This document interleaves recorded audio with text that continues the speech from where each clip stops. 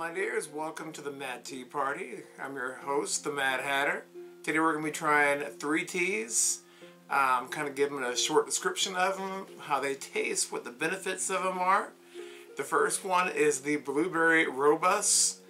This is one that is from South Africa. It's really good for this time of the year. It's good for flus. It's good, really good anti-inflammatory, good for the heart. Will actually keep you well in this cold season. So let's try that tea. Blueberry Rooibos. This is a tea made in South Africa and has numerous antioxidants. The notes are blueberries, lemon, blackberries, and hibiscus. And here we have the Rooibos tea, otherwise known as a red tea. Let's try it. It's not bad. It is different than most teas are.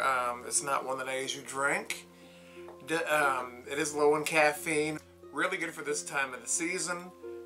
It's really good. Has really good, like I said, anti-inflammatory properties. Really good antioxidant properties. And there's no caffeine in it. So if you need to sleep afterwards, if you're sick and need a chance to sleep, this would be really good tea for that. Hojicha Green Tea. This is a tea from Kyoto, Japan, and it is rendered brown by roasting bancha, which is a summer crop tea harvested after sencha. The notes are a toasty, nutty flavor with a slightly mesquite note. This is an earthy and warm quality, soothing with a clean finish tea. Next we have a Hojicha tea from Kyoto, Japan. This tea is really good. It has a lot of the same properties where it's really good calming tea. It's an antioxidant tea. It's an anti-aging tea. Has very little caffeine in there compared to the other ones. This one is a little bit different than other green teas that I've had. It reminds me a lot of one called a Japanese green fired tea. Most of your Japanese green tea is steamed. This one, on the other hand, after it is steamed, then it's fired in a porcelain pot over high heat. Hence, whenever you pour it, it's going to be more of a brownish color instead of a greenish color. Let's try it. And when you taste it, it does have a almost like fired taste to it. A little bit of a seaweed taste, almost, if ever you've had like sushi. But it has a very much sharper taste than green tea would.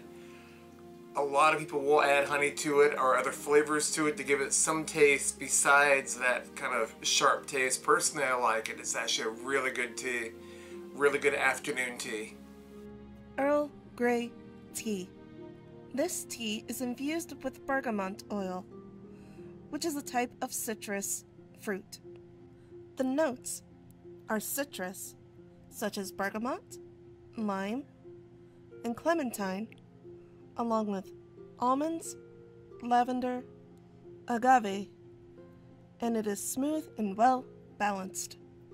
And last but not least, it's one of my favorite teas, which is Earl Grey. A tea that's been out for well over 200 years from, of course, Earl Grey. The main distinction between this and the other black teas is namely the bergamot oil, which is made, it's a cross between a sweet lime and a bitter orange. And the oil actually comes from the rind of that orange. They say it's not edible. I really want to give that a try one day to see how unedible the orange is. But let's give it a try. It's like a really smooth tea. This tea, they have several variations on it. It was made so you wouldn't really have to add milk. The tea is a lot smoother than some of the other black teas I've had. The London High Tea in particular is like really has a good kick to it, but this one is just a very smooth tea. The caffeine is a bit higher. I really wouldn't recommend drinking it at nighttime. I usually drink this when I wake up or halfway through at work. I'll drink this to kind of give me a little pick-me-up. And what hatter wouldn't be a hatter without a little dormouse? This is a little CL here. He was a rescue, and he was really scared to take treats from my wife and I. So we discovered I was drinking Earl Grey one day, and he was very interested in sniffing it.